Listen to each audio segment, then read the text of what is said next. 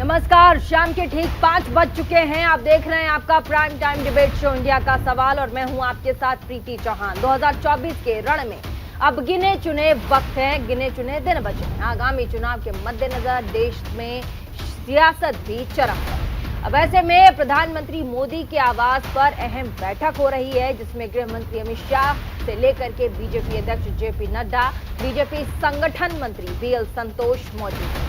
इस बैठक में यूनिफॉर्म सिविल कोड समेत कई अहम मुद्दों पर चर्चा हुई।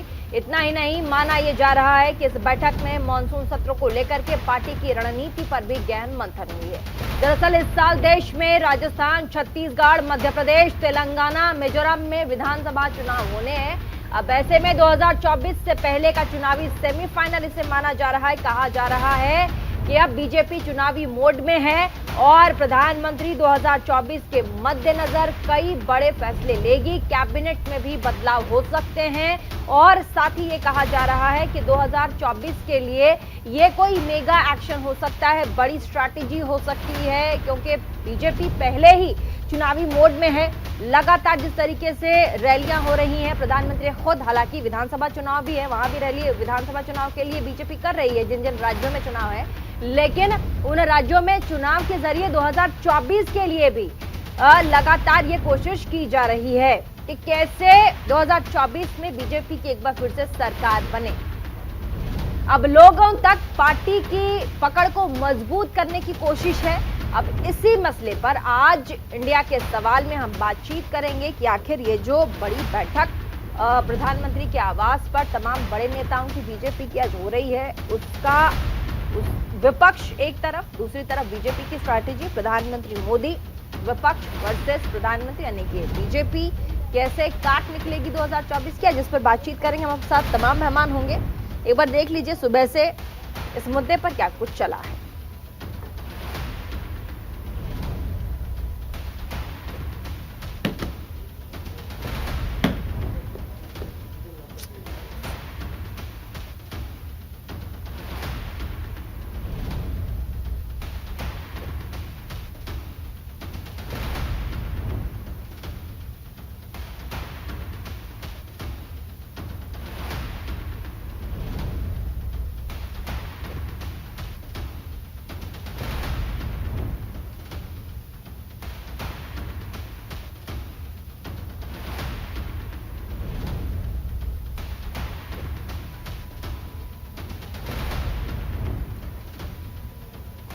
तो ये तस्वीरें थी आज की बैठक की जो प्रधानमंत्री के आवास पर आज हुई है। अब आगे बढ़ेंगे, हमारे साथ इसी मुद्दे पर बातचीत करने के लिए तमाम मेहमान हमारे साथ जुड़ गए हैं। एक बार जल्दी से उनके पास हम चलेंगे, आपको मिलवा देते हैं। हमारे साथ स्टूडियो के साथ साथ बाहर से भी हमारे संवाददाता के साथ हमारे तमाम जो गेस्ट है वो जुड़े हुए हैं। हमारे साथ आज होंगे वैभव अग्रवाल, नेता बीजेपी के, बहुत बहुत स्वागत आपका। चंद्रमोहन शर्मा, नेता कांग्रेस के, हमारे साथ स्टूडियो में। अश्विनी मिश्रा, राजनीतिक विश्लेषक, हमारे साथ स्टूडियो में। केपी मलिक, वरिष्ठ पत्रकार, हमारे साथ होंगे। सबसे पहले आप सभी का स्वागत। और सबसे पहले केपी मलिक जी, वरिष्ठ पत्रकार, हमारे साथ। एक जर्नलिस्ट का अप्रोच बहुत अहम रखता है देश के लिए। ऐसे में केपी मलिक जी, इस मीटिंग को हम कैसे देखें, क्योंकि कहा जा रहा है कि 2024 के पहले कई बड़े बदलाव हो सकते हैं बीजेपी काडर में, कैबिनेट में भी। देखिए प्रीति, अगर हम पिछले दो चुनाव देखें मोदी जी के, चाहे वो 2014 और चाहे 2019 हो, 2024 इतना आसान नहीं है। तमाम चुनौतियां हैं, तमाम चीजें, उनको देखते हुए भारतीय जनता पार्टी बहुत पहले से ही चुनावी मोड में आ गई है। उसकी तैयारी अपने तरीके से जिस तरह से होती है, बहुत माइक्रो लेवल पर भारतीय जनता पार्टी तैयारी कर रही है। हमें यह भी देखना होगा कि जो विपक्ष पिछले दोनों चुनाव के दौरान था, वो विपक्ष ही नहीं है। विपक्ष भी अपनी तैयारियां बहुत अच्छे तरीके से कर रहा है। हालांकि तमाम संशय विपक्ष के बने हुए हैं कि तमाम विपक्ष इकट्ठा होगा कि नहीं होगा। जिस प्रकार से आप देख रहे हैं कि राहुल गांधी के नेतृत्व को सब स्वीकार करने को तैयार हैं कि नहीं है, दूसरा क्या इसकी अगवानी नीतीश कुमार करेंगे, तो उधर भी तमाम सहमति बनी नहीं है। लेकिन इसके अलग भारतीय जनता पार्टी अपनी तैयारी कर रही है। और आपने देखा होगा बीच बीच में भारतीय जनता पार्टी में भी ये मंथन हो रहा है, आरएसएस और बीजेपी में मंथन हो रहा है कि चुनाव में कैसे जाया जाए। मोदी जी का जिस प्रकार से 5 जनवरी में और ऑब्जर्वर में छापा है, वो बहुत बड़ी बात है। ऐसे में कैसे हम देखें सर कि किसकी तैयारी सुपर हिट वाली है, क्योंकि दोनों ही पार्टी अब जबरदस्त तरीके से, प्रधानमंत्री जब से यूएस से आए हैं उसके बाद लगातार मीटिंग कर रहे हैं। सबसे पहले उन्होंने देखिए दौरा किया एमपी में, मध्य प्रदेश गए, वो वहां पर तमाम जितने कार्यकर्ता हैं बीजेपी के, मेरा बूथ सबसे मजबूत जो कार्यक्रम था उसमें लगातार एक पर एक उन्होंने विपक्षों पर निशाना साधा, चाहे वो वंशवाद हो या फिर भ्रष्टाचार हो, उसको लेकर के यूसीसी और ट्रिपल तलाक। लेकिन दूसरी तरफ कांग्रेस है जो लगातार विपक्षी पार्टियों की बैठक कर रहा है और बीजेपी को साधने की कोशिश कर रहा है। तो किसकी तैयारी आपको लगती है कि इस वक्त जोरदार है 2024 के लिहाज से? देखो प्रीति जी, इसमें तो कोई दो राय नहीं है कि भारतीय जनता पार्टी की तैयारी और भारतीय जनता पार्टी का जो चुनाव लड़ने का तरीका है उसका कोई सानी नहीं है। लेकिन यहाँ पे भारतीय जनता पार्टी भी इतनी आसानी से चुनाव में जैसे पिछले चुनाव जीते हैं जीत लेगी, उसको भी थोड़ा बहुत संशय है, क्योंकि कांग्रेस भी लगातार अपनी रणनीति बदल रही है। उसी का एक छोटा सा आपने नजरिया देखा है छत्तीसगढ़ में, जिस प्रकार से वहां पे था कि आपसी दोनों की कलह थी, जो बड़े नेता है उनको डिप्टी सीएम बनाया गया है और उस थोड़ी सी कलह को ठीक करने की कोशिश की गई है। दूसरा मेरा मानना यह है कि भारतीय जनता पार्टी इन चुनाव को, जिस स्टेट में चुनाव होने वाले हैं मुख्यतः 4 स्टेट में, उनमें स्टेट पे ध्यान ना देकर लोकसभा के चुनाव की तैयारी भारतीय जनता पार्टी ज्यादा कर रही है। उसी के तहत आज जिस प्रकार से एकाएक बिहार का दौरा अमित शाह ने किया है, तो ये क्या कर रहे हैं कि ये पूरे भारत को नजर में रखते हुए और उसको अलग अलग हिस्सों में बांटते हुए, अलग अलग चंक में बांधते हुए भारतीय जनता पार्टी अपनी तैयारी कर रही है। मुझे नहीं लगता भारतीय जनता पार्टी स्टेट पे ज्यादा ध्यान दे रही है। और मुझे तो ये भी हमारे सूत्र बताते हैं कि कहीं ना कहीं ये भी हो सकता है कि विधानसभा के चुनाव के साथ ही लोकसभा के चुनाव हो जाएं। अब आज जो बैठक चल रही है प्रधानमंत्री, उसमें ये भी है कि कुछ बदलाव भी किए जा सकते हैं, कुछ नए मंत्री बनाए जा सकते हैं, कुछ पुराने हटाए जा सकते हैं। तो अभी तो काफी देर है। अभी तो भारतीय जनता पार्टी अगले जो महीने, आने वाले 2 महीने, उसमें बहुत सारे बदलाव करेगी। दूसरा, हम यूसीसी की बात जिस प्रकार से कर रहे हैं कि इसमें पार्लियामेंट में कानून लाए बिना, उसमें बदलाव किए बिना यूसीसी इतनी आसानी से लागू होना बहुत मुश्किल है। अगर खाली शिगुफा या जुमलेबाजी करनी है वो बात अलग है। जी ठीक है। वैभव अग्रवाल जी, बीजेपी की तैयारी, दूसरी तरफ कांग्रेस भी जबरदस्त तरीके से इस बार जो अगली बैठक होगी पटना के बाद अब बेंगलुरु में है, ये भी बदलाव किए गए। अब बेंगलुरु में ये विपक्षी दलों की बैठक होगी, लेकिन बीजेपी की अपनी तैयारी कैसी है 2024 के लिए? क्योंकि इस बार कांग्रेस, जैसा कि वरिष्ठ पत्रकार केपी मलिक, आपने उनको सुना, वो कह रहे कि इस बार कांग्रेस भी पीछे नहीं हटेगी, कांग्रेस भी दमखम लगा करके 2024 के लिए तैयारी कर रही है। तो विपक्ष को जरा भी कमजोर ना समझे बीजेपी इस बार।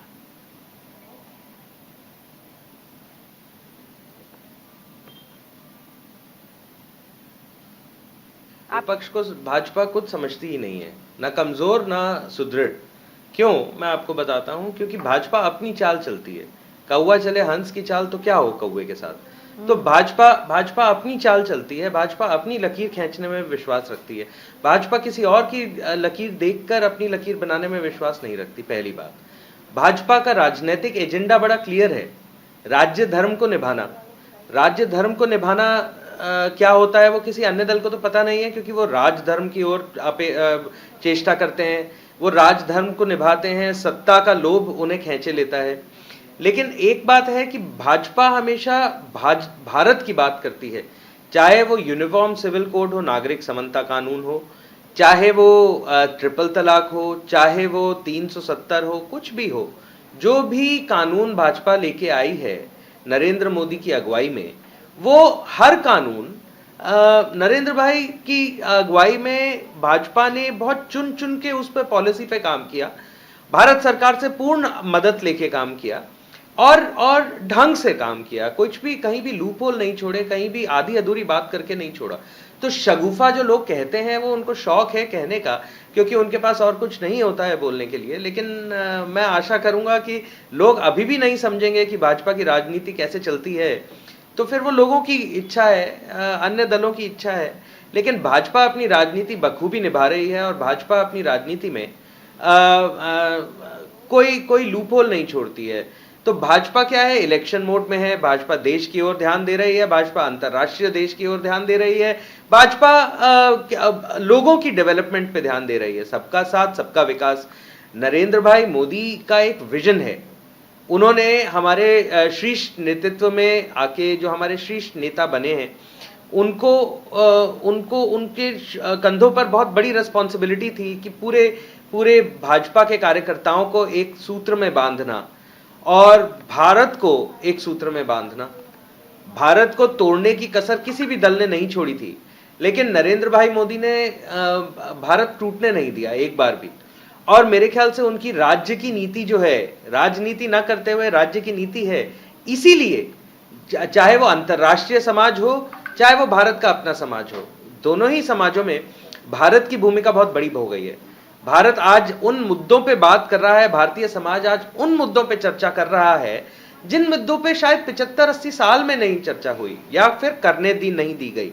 अब आप यूनिफॉर्म सिविल कोड यानी नागरिक समानता कानून को अगर आप बात कर लें तो ऐसा है कि ये एक ऐसा कानून है जो संविधान में ऑलरेडी है, संविधान में एग्जिस्ट करता है, तो उस पे तो शायद सुप्रीम कोर्ट भी एक स्टैंड नहीं ले पाएगी, क्योंकि ये संविधान में कोई बदलाव नहीं है। केवल और केवल संविधान में जो कानून है, जो प्रावधान है, विपक्षी पार्टियों का कहना है कि यूसीसी का लागू स्वागत है। किस तरह होते हैं, किन टर्म्स के साथ? विपक्षी पार्टियों का कहना है यूसीसी का स्वागत है। 2019 के घोषणा पत्र में, बीजेपी के घोषणा पत्र में सबसे पहले यूसीसी का जिक्र था, समान नागरिक संहिता। तो ऐसे में तो 5 सालों में भाजपा को ठीक लोकसभा चुनाव के पहले ही कैसे जो घोषणा पत्र में सबसे पहले नंबर पर यूसीसी लिखा था उसकी याद आ गई। इन 5 सालों में एक बार भी भाजपा ने क्या देश की भलाई और जनता की भलाई और समान नागरिक संहिता के अधिकार की भलाई की बात याद नहीं आई थी? अभी अचानक क्योंकि आपके सामने लोकसभा चुनाव है तो आपको यूसीसी याद आ रहा है? देखिए, आप बात समझें कि हमें यूसीसी तो याद आ रहा है, विपक्ष कह रहा है कि चुनावीकरण है यूसीसी का लागू करना, इस वक्त चुनावीकरण है लोकसभा से पहले। चलिए, आप अगर इस तरह बोलते हैं कि हम राजनीति कर रहे हैं कानून के प्रावधानों पर, तो चलो ऐसा ही सही, क्योंकि हम भी तो राजनीतिक दल हैं। आप हमें इल्जाम लगाते रहे और हम चुप बैठे रहे। विपक्ष को तो हर ही चीज पे परेशानी है। कभी हमने जब 370 किया तब विपक्ष ने धावा बोला देश जलेगा, नहीं जला, क्योंकि हमने जलने नहीं दिया। विपक्ष को पता था अगर थोड़ी सी भी ऊंच नीच करेंगे तो भारत सरकार माफ नहीं करेगी। दूसरी बात, देश को हानि नहीं होनी चाहिए। फिर ट्रिपल तलाक हुआ, देश जलेगा, कोई बात नहीं, हमने नहीं जलने दिया, ठीक है, नहीं जला। लोग समझदार हैं, लोग भी तो समझदार हैं, विपक्ष भूल जाता है। ठीक है, क्यों? क्योंकि वो राज की नीति अपनाने की कोशिश करता है। हम राज्य की नीति पे काम कर रहे हैं। कोई भी कार्य चुनाव से होना चाहिए, दबाव से नहीं। ठीक है, चुनाव से होना चाहिए, दबाव से नहीं। चंद्रमोहन शर्मा जी, नेता कांग्रेस की, आपने वैभव अग्रवाल को सुना, बीजेपी के नेता हैं, उन्होंने अपनी बात रखी है। 2024 की पिच पर लड़ाई लड़ने के लिए बीजेपी और साथ ही विपक्षी पार्टी कांग्रेस भी बिल्कुल तैयार है। आपने अभी वैभव अग्रवाल को सुना कि तमाम वो चीजें, उन्होंने यूसीसी गिनवा दिया, ट्रिपल तलाक गिनवा दिया, उन्होंने धारा 370 गिनवा दिया, उन्होंने तमाम वो चीजें गिनवा दी जो 2019 के घोषणा पत्र में बीजेपी के था। अब वो कह रहे हैं कि अगर विपक्ष कहता है कि हम चुनाव से पहले चुनावीकरण कह रहे हैं तो ये राजनीति है, राजनीति है तो हम राजनीति कर रहे हैं। आप ऑलरेडी हमें बदनाम कर रहे हैं तो अच्छा हम करके बदनाम हो जाए। इसकी काट कांग्रेस कैसे निकालेगी? देखिए प्रीति जी, जब घमंड प्रचंड और प्रचंड वाणी और वेग के साथ मस्तिष्क पे आ जाए तो नेता और प्रवक्ताओं की भाषा के अंदर इस तरह का वचन आना स्वाभाविक हो जाता है, क्योंकि देश की जनता जिस पार्टी को जन्म तोड़ती रही हो और वो जन्म लेते लेते 1980 के बाद से चलते हुए 95 में जाके उसका परिप्रेक्ष्य हिंदुस्तान की राजनीति में आया हो और फिर 2014 के अंदर उसका रीजन्म होकर एक बड़ी पार्टी आ जाए और वो अपने आप को खुदा समझने लग जाए और वो विपक्ष को कहे कि विपक्ष कुछ भी नहीं है और उसके बाद वो ये कहे कि हमने जो किया वो ठीक है। अगर आपने सब कुछ ठीक किया तो धारा 370 के बाद आज तक मतभेद क्यों? धारा 370 के बाद 5 साल के बाद कश्मीर में इलेक्शन क्यों नहीं? धारा 370 के बाद आज भी उनके केस सुप्रीम कोर्ट में पेंडिंग क्यों?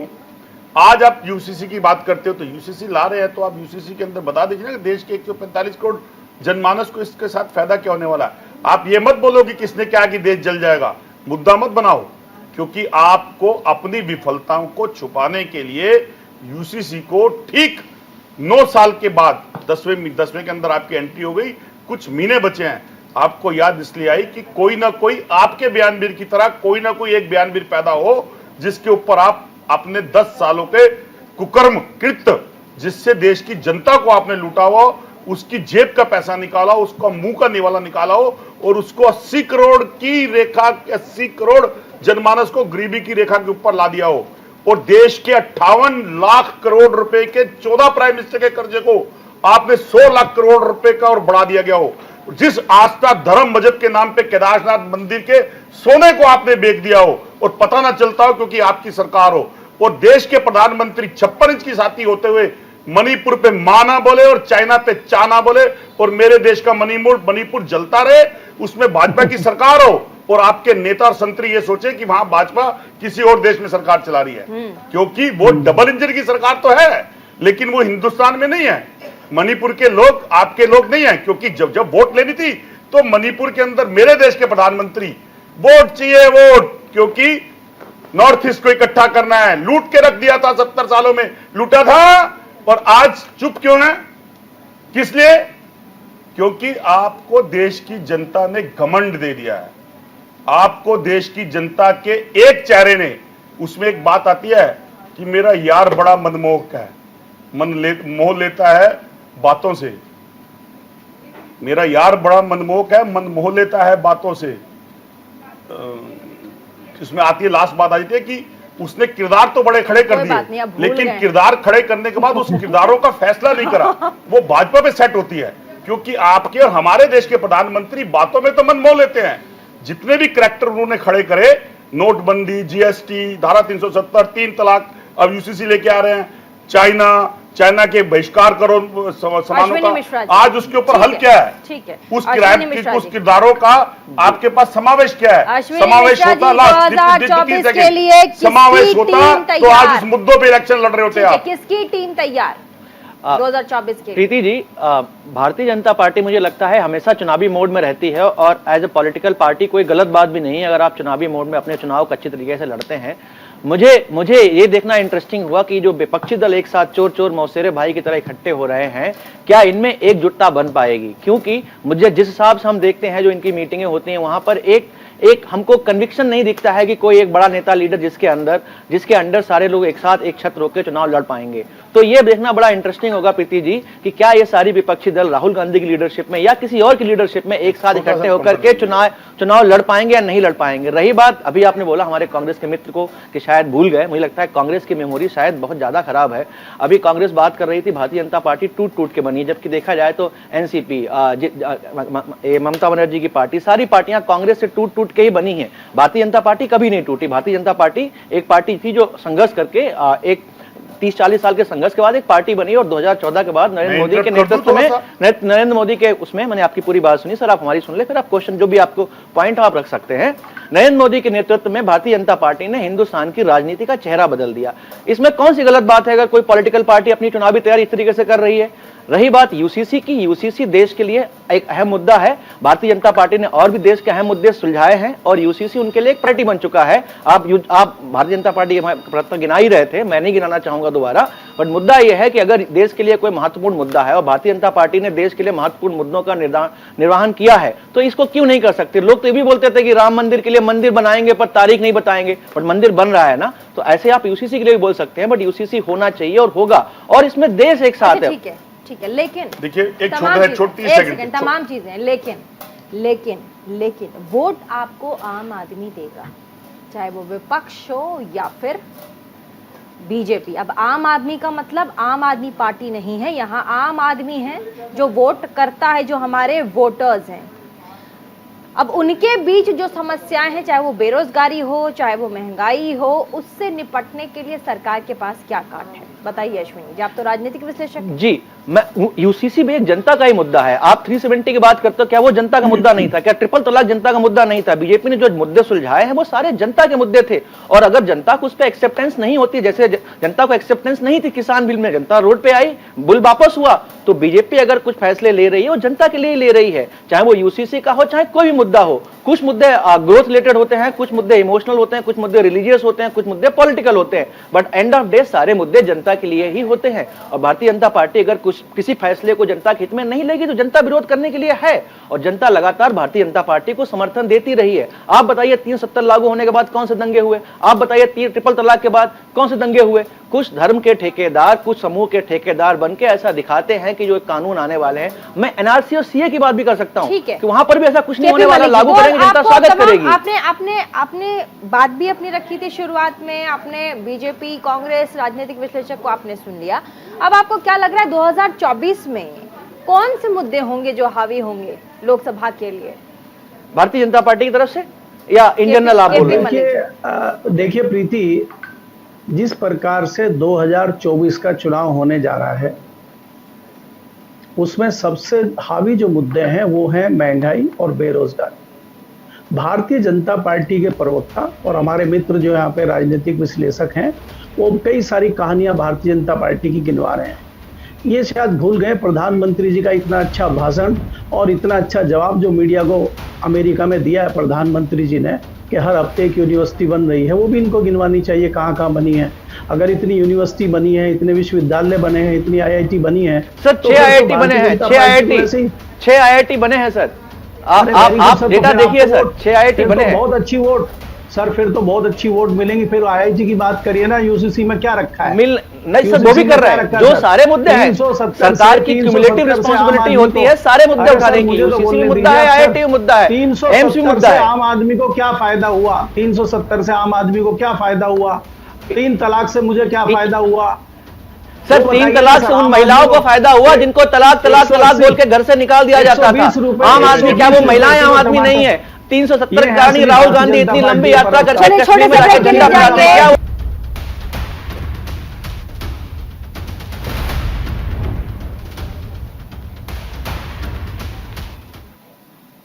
ब्रेक के बाद एक बार फिर से स्वागत आप सभी का इंडिया के सवाल में। हमारे साथ तमाम मेहमान मौजूद हैं, एक बार उनके पास हम चलेंगे। और वैभव अग्रवाल बहुत शांति से सबकी बातें सुन रहे हैं। वैभव जी, ऐसे शांति से बातें सुनने से स्ट्रैटेजी जो आप लोग बना रहे हो वो 2024 में थोड़ा ना जीत दिलवा देगा। मंद मंद मुस्कान के साथ आप कुछ कहना भी चाहते हैं, फिर आप रुक जाते हैं। इतने सारे सवाल अभी चंद्रमोहन जी ने पूछे, KP मलिक जी ने पूछे। देखिए, राजनीतिक कटाक्ष से भरे सवाल तो पूछ सकते हैं। अब चंद्रमोहन जी कह रहे थे लाखों करोड़ों रुपए भाजपा की सरकार निगल गई, पॉवर्टी लाइन से नीचे कर दिया, ऊपर कर दिया। उन्होंने बोला ऊपर कर दिया, बट कहना चाह रहे थे कि नीचे कर दिया, और ये सब चीजें हैं। लेकिन क्या है ना कि इन सब बातों के तथ्यों से ये वाकिफ नहीं है।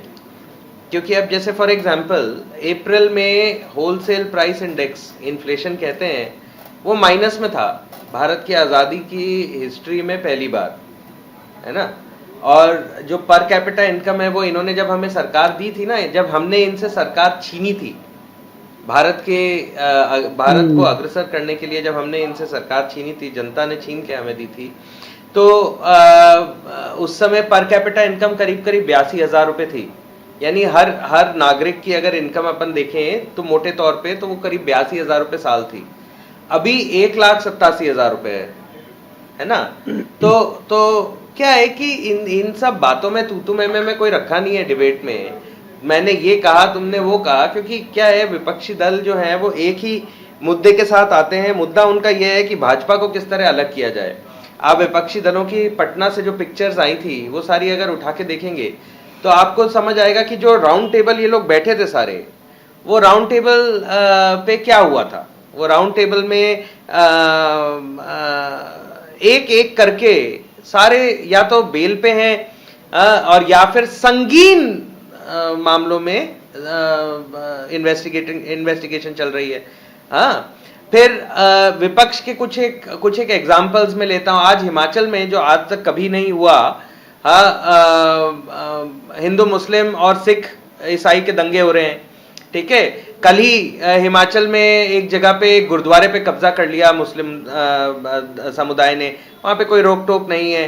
राजस्थान में पिछले 3 साल में 6,000 के करीब माइनर लड़कियों के, माइनर बेटियों के रेप हो गए, कोई बात नहीं है वहां पे। हाँ, वहां पे ये है कि लव जिहाद की जब बात करते हैं तो वो तीन जो तेली टेलर के मर्डर में जो दोनों को भाग के पकड़ा था, उनको राजस्थान सरकार ने बोला था, जो शक्ति सिंह और राजपूत हैं दोनों, उनको बोला था कि हम आपको सुरक्षा देंगे, वेपन देंगे, वेपन्स लाइसेंस देंगे, कुछ नहीं दिया है ना, कोई मदद नहीं करी, उनको तो नौकरी से भी निकलवा दिया। हाँ, तो क्या है कि बिहार में पुल टूट गया, 3800 करोड़ का बोल दिया, हमने तो जान के गिराया दूसरी बार, है ना। उससे जस्ट पहले 300 करोड़ रुपए जिसने जो कंपनी बना रही थी उसको दिए। तो ये क्या है, ये सब करप्शन है। और क्या अपने को जरूरत नहीं है ये सब बोलने की, जनता जागरूक है और जनता को पहले से ही पता है। क्यों? क्योंकि वो भी मैं बताता हूं, हमने राजनीति पहले ही कर ली। हमने 2014 में आए और हमने डिजिटल इंडिया कर दिया, ताकि भाजपा जो अग्रसर राजनीतिक दल है, डिजिटल इंडिया के जरिए हर भारतवासी को पहुंचे और खबर पहुंचाए। आज का भारतवासी आपके चैनल की न्यूज पे अगर उसको नहीं दिखता है न्यूज यूट्यूब पे, तो वो नहीं देखता है, वो किसी और चैनल को देख लेता है। क्यों? क्योंकि सबके पास डेटा का पैक है, सबके पास वीडियो है, सबके पास व्हाट्सएप है, सबके पास फेसबुक है, अपडेट आती है, बहुत कुछ है सोशल मीडिया में, है ना। तो जनता क्या है, जागरूक है बहुत जबरदस्त तौर पे। और अगर विपक्ष ये समझता है कि आज के दौर में राज की नीति चल जाएगी, तो जनता खींच के जूते चप्पल बरसाएगी। चंद्रमोहन जी, दोबारा बोलता हूं, ये एक हल्के तौर पे मैंने बोला कि विपक्ष ये सोचता है कि राज की नीति चल जाएगी तो जनता जूते चप्पल बरसाएगी, है ना। तो क्या है, लालू प्रसाद यादव तो इलेक्शन ही नहीं लड़ सकते, राहुल गांधी इलेक्शन नहीं लड़ सकते, मल्लिकार्जुन खड़गे जवाब के मामले में लिखते हैं। तो क्या अपनी बात कर लिया? क्या है कि नहीं जवाब क्या करेंगे चंद्रमोहन भाई, अपन रोज करते हैं डिबेट, अपने को कोई मतलब नहीं है ना। 3-4 संगीन मुद्दों में 10-10 हजार करोड़ के केसेस में राहुल गांधी और सोनिया गांधी फंसे हुए हैं, उसका कोई उत्तर नहीं है। राजस्थान में रेप केस, उसका कोई उत्तर नहीं है। हिमाचल प्रदेश में आपकी सरकार है, वहां पे हिंदू मुस्लिम सिख ईसाई हो रहा है, कोई मुद्दा नहीं है। पंजाब में गुंडागर्दी हो रही है, हो गया भाई, अब जवाब दे दें। तो क्या है कि आप जवाब ले लो, आप जवाब दे दो, आपका मंच है पूरा। मैं तो बोल भी नहीं रहा था, मैं तो झपकी ले ली थी मैंने तो एक, जब आप पूरा टाइम दे रही हैं प्रीति जी, मंच कहाँ नहीं है आपका। देखिए मित्र हैं और मधुरभाषी हैं, और इनके साथ जब भी मेरी डिबेट होती है तर्कफुल होती है, हम कभी भी इस डिबेट में चीची नहीं करते और मुद्दों पे जवाब चलेंगे। पहले मैं अश्विनी जी की बात से कहता हूँ कि अश्विनी जी ने स्टार्टिंग करी थी कि चोर चोर मुशर्रे भाई, बड़े अपमानित शब्द इस्तेमाल करे थे। अश्विनी जी एक राजनीतिक विशेषज्ञ होते भूल गए कि भाजपा जब सत्ता में नहीं थी और 65 सालों तक कांग्रेस और कांग्रेस की सरकारें थी, तो यही चोर चोर मुशर्रे भाई की गणित जो है भाजपा भी गिराती थी। तो इसको आप आगे से शब्द बोले तो ध्यान रखिएगा कि एक उंगली आपकी तरफ उठ जाती है। उसके बाद आपने एक और कि भाजपा टूटने की बात मैंने की थी, बिल्कुल ठीक कहा था। भाजपा का जन्म जनसंघ से शुरू हुआ था, जनसंघ से टूट के भारतीय जनता पार्टी आई, जनता से टूट के भारतीय जनता पार्टी आई, और आज भारतीय जनता पार्टी से टूट के वो मोदी पार्टी होगी। भारतीय जनता पार्टी तो कहीं दिखती नहीं है। मेरा परिप्रेक्ष्य ये था, जवाब हो तो काट देना। अब चलते हैं वैभव भाई के ऊपर। वैभव भाई बिल्कुल ठीक कह रहे हैं आप, क्योंकि हिमाचल के अंदर अगर आज हिंदू मुस्लिम हो रहा है तो करवाने वाले सत्ता से उतर गए हैं, और जो सत्ता पे देश को संभालने लगते हैं, जो गांधीवादी नीति के ऊपर चलते हैं और गोडसे वाली नीति उस पर हैवी हो जाती है, और देश के प्रधानमंत्री मूक बने रहते हैं जब देश के अंदर भाजपा के नेता गोडसे की महिमा मंडल गाते हैं और विदेशों में जाके देश के प्रधानमंत्री 90 डिग्री के ऊपर हार चढ़ाते हैं महात्मा गांधी के ऊपर। तो नेचुरली है कि जब सत्ता परिवर्तन होगा तो वह हिंदू मुस्लिम जरूर होगा, क्योंकि आपका आंगमन हर जगह का फिट बैठता है। आपने 38 करोड़ पुल की बात करी, 15 साल में सुशासन बाबू के रात के साथ मिलाई खाते हुए 38 करोड़ रुपए जो आपने बोले हैं, उसकी मलाई आप ही ने खाई है, और सुशासन बाबू भी आप ही ने कहा था। सुन लीजिए, मैंने आपके पॉइंट लिख के तोड़ रहा हूं आपकी बातों को। आपने 15 साल तक उन्हीं की मलाई आपने खाई थी, हमने नहीं खाई थी। अभी सत्ता परिवर्तन होने में चंद दिनों हुए, चंद दिनों के अंदर बात आई है सामने। फिर उसके बाद आपने बोली थी कि राजनीति, चलो अब गुजरात पे आ जाते हैं। लड़कियों की बात करी थी, गुजरात की भी लड़कियां गायब हुई हैं 40,000। नहीं, मैंने बोला था कि 33 सालों के अंदर राज की नीति करेंगे, जनता जूते चप्पल बरसाएगी। अभी देता हूं, अभी गुजरात में 40,000 लड़कियों का पता नहीं है। पिछले कई सालों से जब की आपकी सरकार है, क्यों चुप बैठे हैं आप? और राज की नीति के ऊपर जनता जवाब देती है, और उसका जवाब का पहला आपके पास इंडेक्स मिल गया, दिल्ली, हिमाचल प्रदेश और कर्नाटका के अंदर भी धर्म मजहब की राजनीति नहीं हुई है, मुद्दों की राजनीति हुई है। मुद्दों पे वो हुई जो 50% और 40% की कमीशन खोरी आपने करी। मध्य प्रदेश, राजस्थान और छत्तीसगढ़, इसका भी आने वाला रिजल्ट आपके सामने दिखेगा। और अगर आज आप कहते हो कि आपके पास प्रचंड बहुमत के साथ देश की जनता का प्रचंड सपोर्ट है, तो फिर आप मुद्दों पे इलेक्शन क्यों नहीं लड़ लेते? आप बताइए देश की जनता को, क्यों अश्विनी जी को कहना पड़ रहा है कि 4 या 6 आईटी बनाए हैं जी, 4 या 6 ये बनाया। भाजपा के नेता की लेवल पर और बड़ी से लेकर छोटी इकाइयों पर जो बदलाव किए जाएंगे, क्या इसका, हाँ बोलिए वैभव जी, जवाब देना है। टमाटर 100 रुपए हो जाने पर समिति से निकाह है, 200 रुपए पे अदरक हो जाने पे कहा है, गैस का सिलेंडर हमको 500 दे रहे हैं, आप 1200 में दे रहे हैं। धनिया याद है, हरा धनिया बाजार में रेट पूछिए आप, 250 रुपए किलो। बोलिए वैभव जी। मैं आ रहा हूं ना उसके ऊपर। आपके समय में आप 500 रुपए दे रहे थे, लेकिन आप सिलेंडर पे 600 रुपए की सब्सिडी दे रहे थे। आज भी दे रहे हैं हम, राजस्थान में दे रहे हैं, छत्तीसगढ़ में दे रहे हैं, मेरी जेब में से ही जाती है। हम आज भी दे रहे हैं। एक मिनट, सब्सिडी कहीं और से नहीं जाती, मेरी जेब में से जाती है। एक मिनट, जो फ्री बिक्स आपके मेरे को 2 बार टैक्स देना 5 किलो की जाती है, वो किससे जाती है? जो भी बैठा सब टैक्स देते हैं, सिर्फ आप ही थोड़े ना देते हैं। बोलिए वैभव जी। नहीं मतलब मेरी जेब से, मतलब नागरिक की जेब से जाते हैं। हाँ, मेरे जेब से भी जाता है। तो या मैं ये नहीं कह रहा आप ही दे रही है टैक्स, आपकी जेब से दोबारा सब्सिडी चली जाएगी। लेकिन हमने क्या किया है, हमने सब्सिडी हटा के कई हजार किलोमीटर सड़कें बना दी, IIT एम्स बना दिए, मेडिकल सुविधाएं कर दी, वैक्सीन ठीक किया हैंडल, है ना। तो क्या है, ये बोलना बहुत आसान है, भाजपा मुद्दों की राजनीति करती है। यूनिफॉर्म सिविल कोड, नागरिक समानता कानून भी एक मुद्दा है। एक देश में 2-3 सिस्टम अलग अलग नहीं चल सकते, एक देश में एक ही कानून चलेगा, 2-3 अलग अलग कानून नहीं चलेंगे। आपके बस की है तो जला के देख लो, आप आएगे, आप मंच पे साथ आओगे तो बहुत बढ़िया, आप मंच पे साथ नहीं आओगे तो बहुत बढ़िया, नमस्कार, लेकिन यूनिफॉर्म सिविल कोड तो आएगा। ठीक है केपी मलिक जी, ये जिस तरीके से संगठन लेवल पर, बड़े लेवल पर बदलाव की तैयारी चल रही है, इसके क्या रिपरकशन होंगे या फिर बहुत अच्छा होगा? क्योंकि बदलाव कभी कभी बहुत अच्छा भी, अब जैसे तैयारियां चल रही हैं, बदलाव की बात आ रही है कि बड़े लेवल पर बदलाव देखा जा सकता है, इससे क्या बेनिफिट होगा पार्टी को? क्योंकि बदलाव सिर्फ बीजेपी में नहीं, कांग्रेस में भी, विपक्षियों में भी चल रहा है।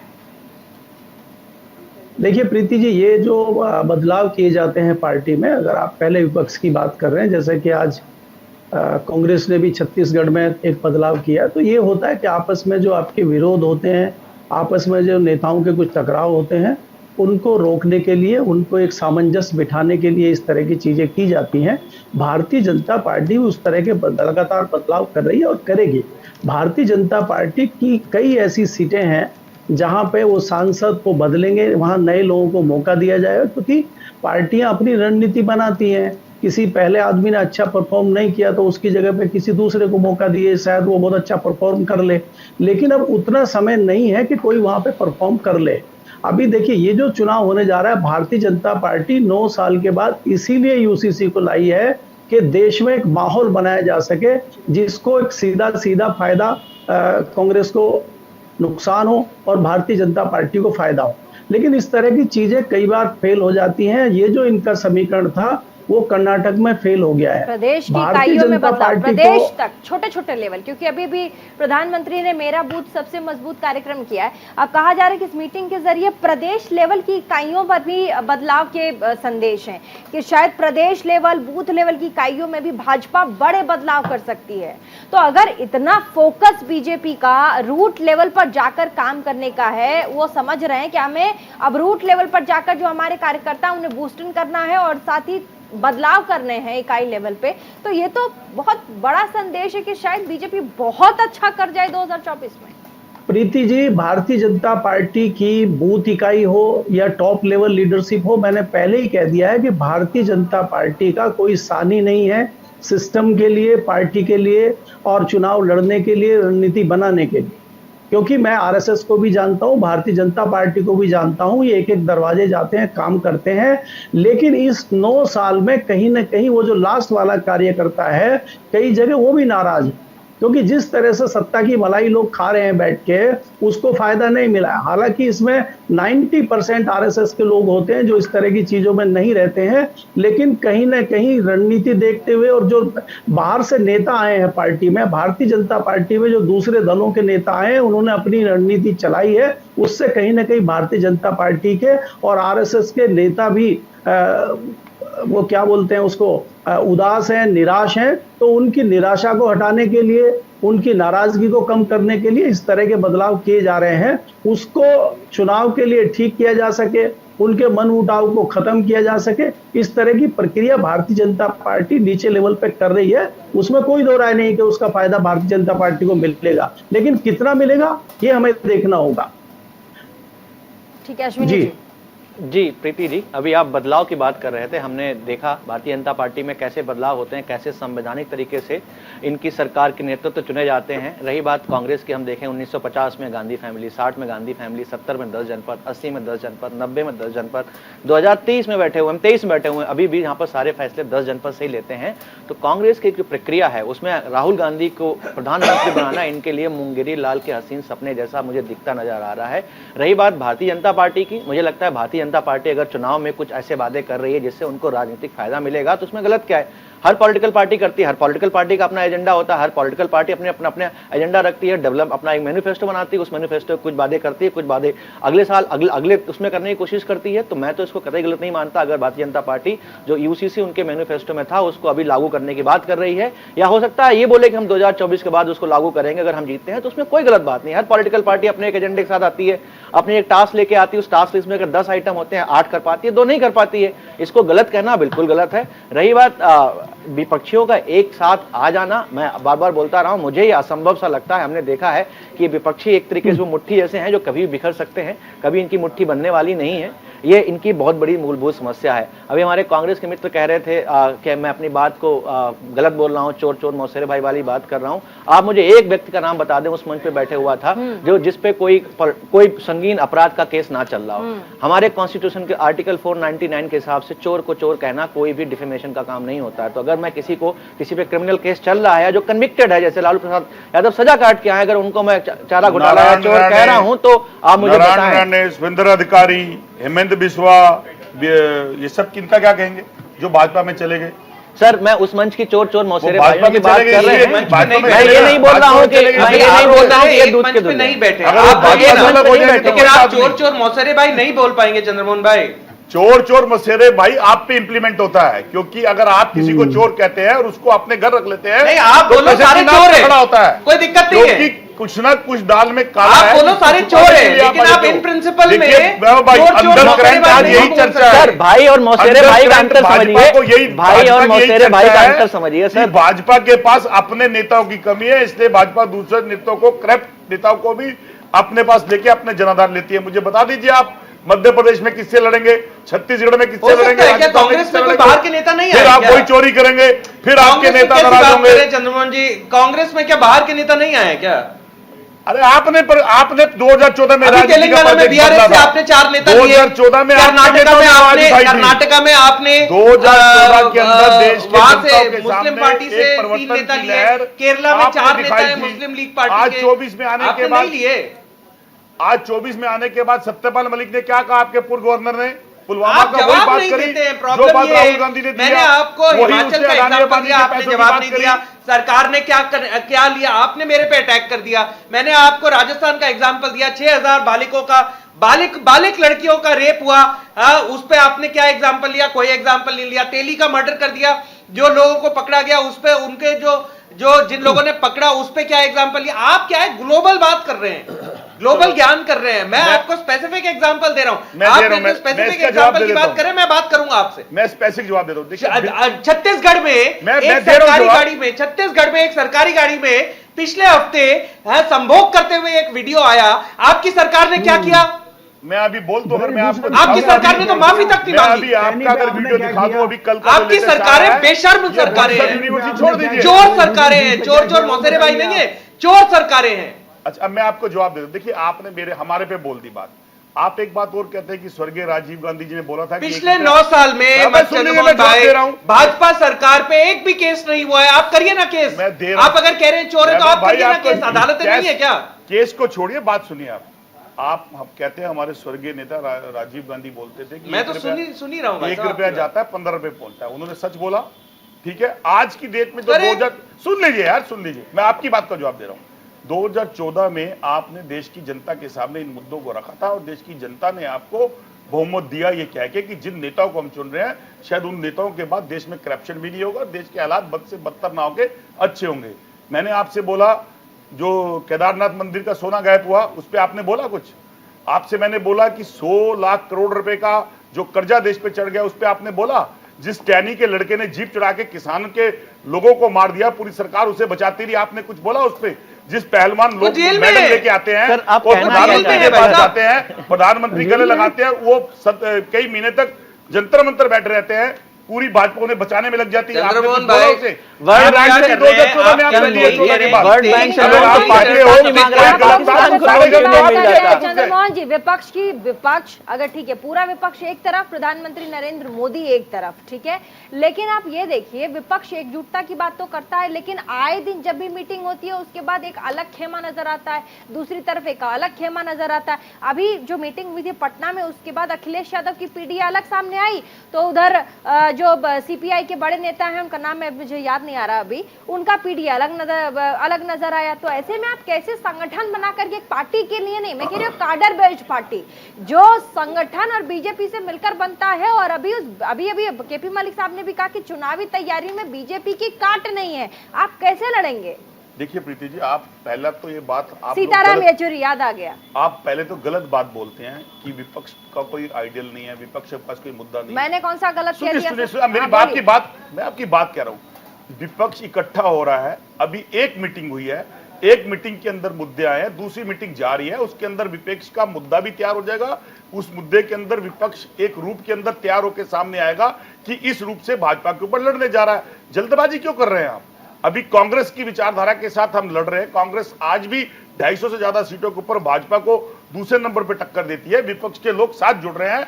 अभी इलेक्शन के अंदर 11 महीने हैं, अगर देश के प्रधानमंत्री को इस तरह की चिंता होती और भाजपा को शीर्ष नेता को चिंता होती तो वो मणिपुर भी चले जाते, तो मुद्दा ये भी उठता है। अगर इस तरह से होते तो रिजर्व बैंक ये भी ना कहता कि आज सेविंग के लिए लोगों के पास पैसा नहीं है और वो सेविंग करने नहीं जा रहे, तो कहते हैं कि ट्रिपल इकोनॉमी बना दी हमने हर सब चीज बढ़ा दिया। रिजर्व बैंक को बयान दे रहा है कांग्रेस की 250 सीटें, क्या बात करो सर, कहाँ है? देखिए, मैंने कांग्रेस की 250 सीटों पे सेकंड नंबर पे कांग्रेस, मैंने बोला 250 सीटों पे दूसरे नंबर पे लड़ती है। 250 तो छोड़िए, 300 भी लेके आएंगे और आप भी वोट देंगे। जब आप 250 पे लड़ेंगे तो 300 कैसे लाएंगे सर? कुछ बताएगा, जल्दी क्यों कर रहे हैं आप? मैथमेटिक्स खराब है सर, 250 लड़के 300 लाएंगे। इस पे भी ऐसे ही राहुल गांधी को प्रधानमंत्री बनाएंगे। यही अप्रोच कि अभी 8 महीने हम इस पे बात करेंगे, बीजेपी यही मानकर नहीं चलती कि आज 8 महीने हमारे पास है, 4 महीने उनको लगता है कल के कल लोकसभा चुनाव है, तैयारी आज रात कर लेनी चाहिए। फिर 2 हार पे क्या किया बीजेपी ने? कर्नाटक के ऊपर, हिमाचल पे क्या किया? देश के प्रधानमंत्री के खुद जाने के बाद भी वहाँ हारे। तस्वीर दे दी नड्डा जी की, कर्नाटक में फिर भी लोगों ने हरा दिया। 7 महीने बाद है, आप बताइए क्या ही बोले? आपने तो समअप कर दिया कि चुनाव 7 महीने बाद है तब सोचेंगे।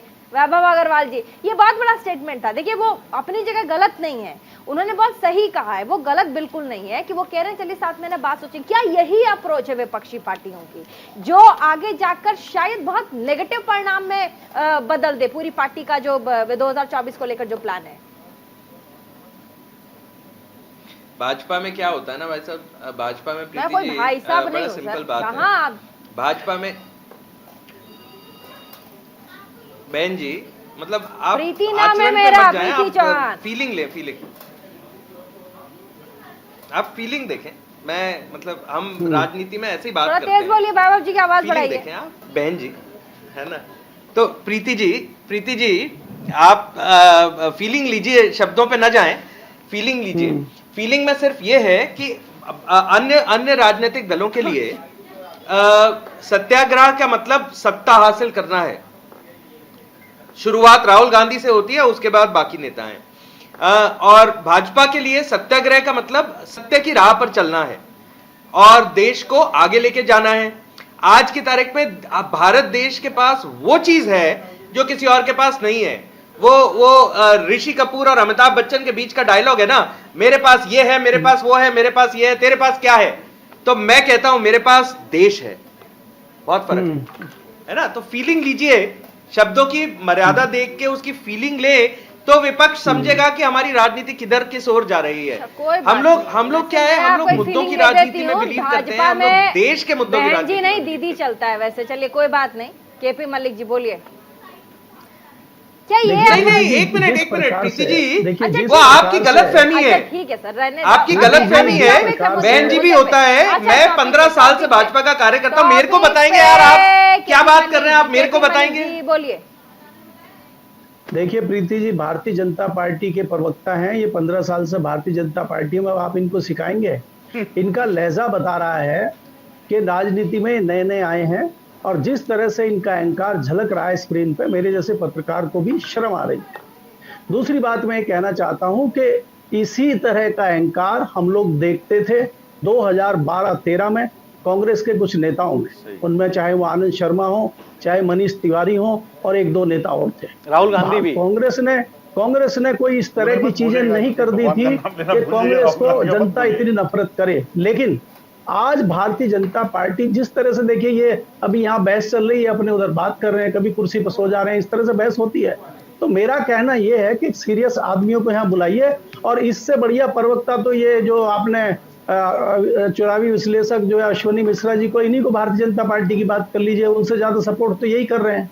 और सबसे पहला वर्ड उन्होंने बोला था कि भारतीय जनता पार्टी अपनी लंबी लकीर खींचती है, वो विपक्ष के चक्कर में नहीं पड़ती है, और अब वो सिर्फ विपक्ष के पीछे पड़े हुए हैं। अब वो बता रहे हैं कि जितने विपक्षी नेता इकट्ठे हुए, किसी पे FIR है, किसी के केस चल रहे हैं। भारतीय जनता पार्टी में तो एक भी व्यक्ति ऐसा नहीं है जिसके ऊपर FIR और केस चल रहे हो। ये कौन है फिर? ये टैनी कौन है? ब्रजभूषण सिंह कौन है? ये तमाम नेता जो बाहर से, भारतीय जनता पार्टी भी, देखिए हम जैसे व्यक्ति को उसमें पढ़ना नहीं चाहिए। आप कौन से पत्रकार हैं मुझे पता नहीं है, लेकिन शायद क्या है कि आप बहुत पिछड़े हुए हैं और आपकी शायद सुनी नहीं जाती पार्टी में, है ना? इसलिए दिक्कत ये हो रही है कि मेरे को आपके किसी सर्टिफिकेट से ना कोई फर्क नहीं पड़ता। आप अपनी बात करें, मेरे को सर्टिफिकेट देने की जरूरत नहीं है। Don't try to get personal on this, ठीक है?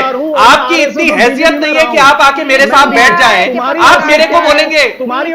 आप अपनी हैसियत में रह के भारतीय जनता पार्टी के 2 कौड़ी के नेता हो तुम, भारतीय जनता पार्टी के 2 कौड़ी के, तुम मुझे बताओगे? अरे ओए, अपनी पजामे में रह के बात करना मेरे से, ठीक है? तू है क्या? अपनी हैसियत में रह के बात करना। 2 कौड़ी का पत्रकार हूं 30 साल से, ध्यान रखना इस बात तू का। 2 कौड़ी का नेता भारतीय जनता पार्टी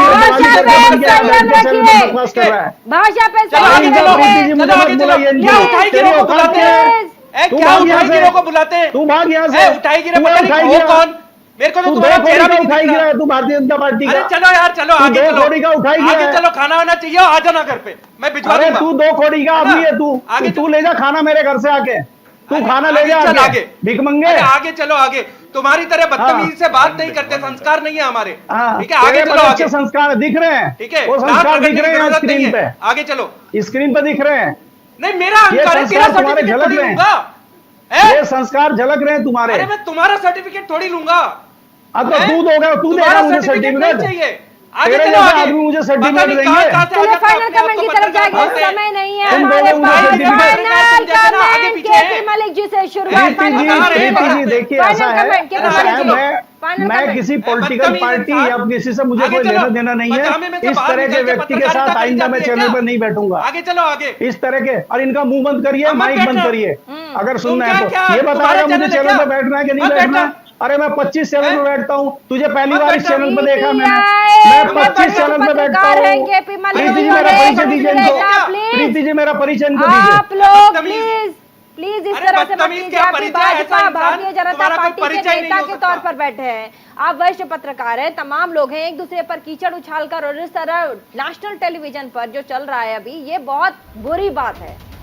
इनको बताइए, मैं 5 जनरल ऑब्जर्वर में लिखता हूँ। बहुत बहुत शुक्रिया तमाम हमारे साथ इस डिबेट में आए, और साथ ही मैं आपको बता दें जिस तरीके से अब 2024 को लेकर के जो संग्राम चल रहा है वो आगे ये संग्राम कहां तक जाएगा देखने वाली बात होगी। बीजेपी लगातार धड़ाधड़ बूथ लेवल तक तैयारी में है और साथ ही कई बड़े बदलाव करने की तैयारी में है। विपक्ष कैसे इस बार 2024 के लिए अपनी तैयारी रखेगा ताकि बीजेपी को बड़ी मात दे सके, देखेंगे क्या कुछ होता है। रुकिंग थोड़ी सी ब्रेक के लिए, ब्रेक के बाद खबरों का सिलसिला बना रहेगा।